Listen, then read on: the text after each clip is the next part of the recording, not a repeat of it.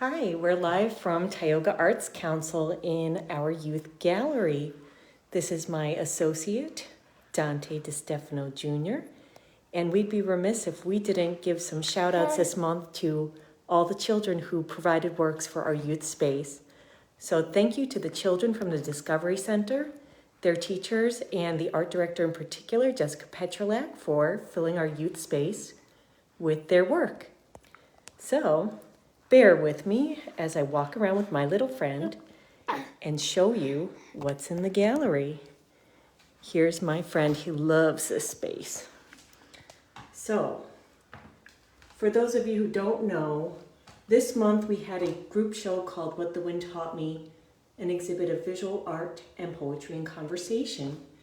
And Jessica Petrolak, one of the participants who works at the Discovery Center also, was asked to have children from the Discovery Center respond to lines from the poems in the current exhibition.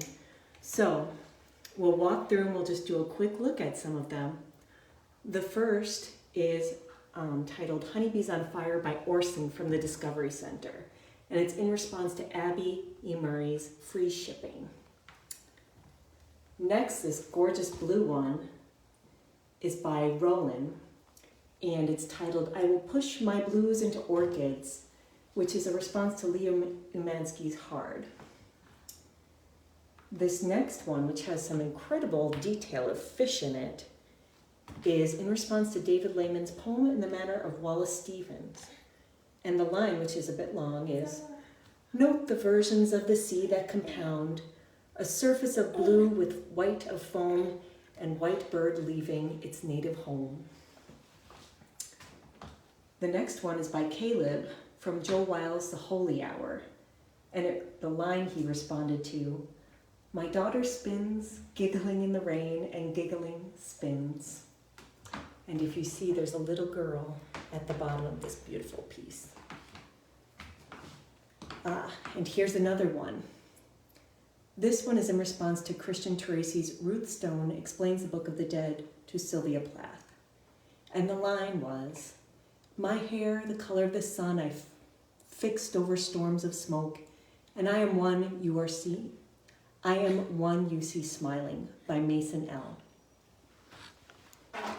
Bear with us. We're doing this one-handed because my colleague is getting fussy.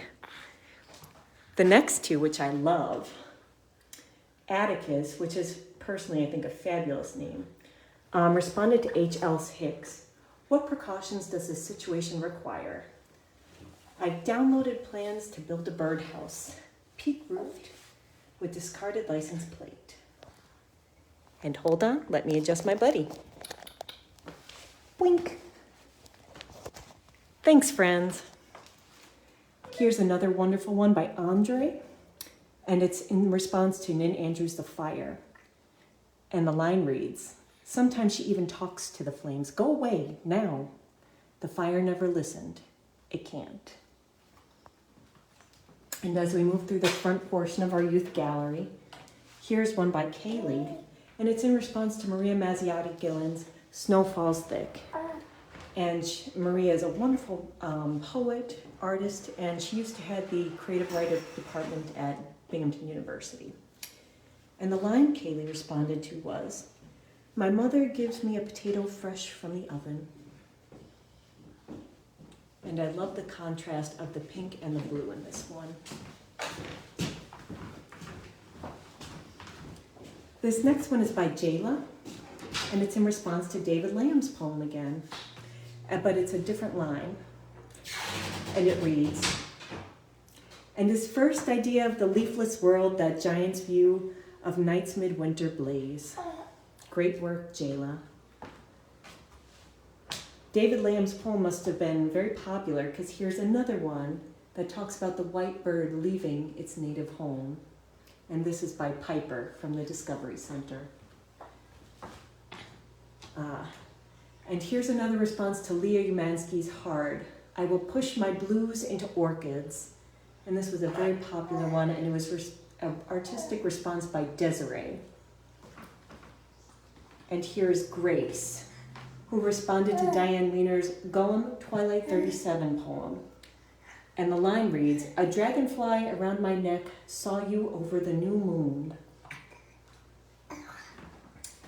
And here's another one by Nikolai. And he responded to Christine Catano's 1942 in response to Executive Order 9066, my father, 16 takes. And it reads, "Instead of a suitcase of records, his trombone." And here's another response to Diane Wiener's Gollum, Twilight 37. And Diane is a poet who resides here in the village of Owego and is a tremendous supporter of the arts, poet, artist, and musician. So, and this line reads again, "A dragonfly around my neck saw you over the new moon," by Ella. Thank you, Ella. So, as we move through the front portion of the gallery, we'll move back to the rest of them, and you'll see that the Zine Library sign is there. It's not through the door, it's actually to the left and around, but I digress. So here's another one by Mason R. And this one, I don't think it's the correct line, so I apologize, but he responded to a line that might have been from a poem that didn't make it into the show, because we did provide several examples. But he responded to a line from a poem that read, "The bees share tools with gorillas." And here's another one by Bernard. And this one is also in response to Christian Teresi's Rootstone Explains the Book of the Dead to Sylvia Plath. I love the orange space in contrast to the dark space. It's really a wonderfully balanced piece. And the line reads, "But my hair, the color of the sun, fixed over storms of smoke, and I am one, see you smiling." And as you'll see, this is more of the youth space / mixed community space. And we're reaching our final 6 pieces. This one is by Aurora, and it's in response to Richard Blanco's Cloud Anthem. And for those of you who don't know, Richard Blanco was the 5th inaugural poet for Barack Obama in 2012, and he kindly provided permission to use his poem Cloud Anthem in this exhibition.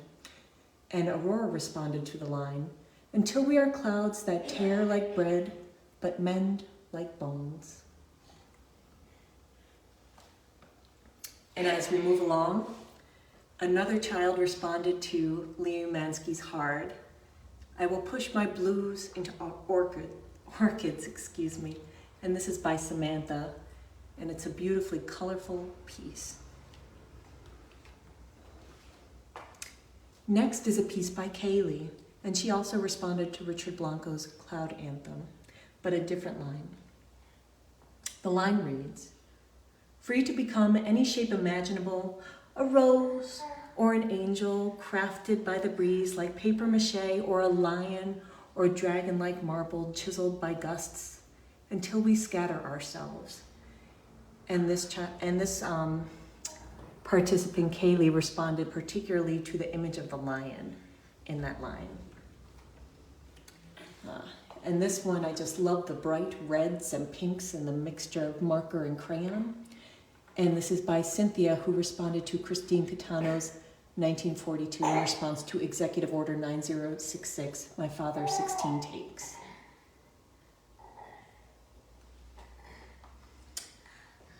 Here's one by Grayson, and he responded to David Lehman's poem In the Manner of Wallace Stevens.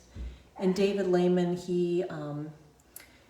he's a very gifted poet from, I believe, the New York School. And he was also one of the founders of,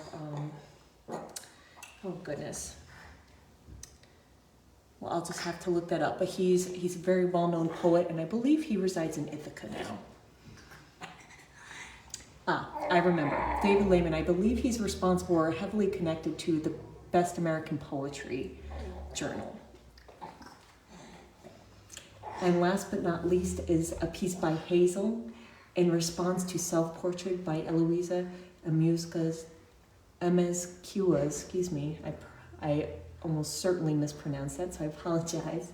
But her poem Self-Portrait, and the line reads, "I'm a mirror, I see everything except myself."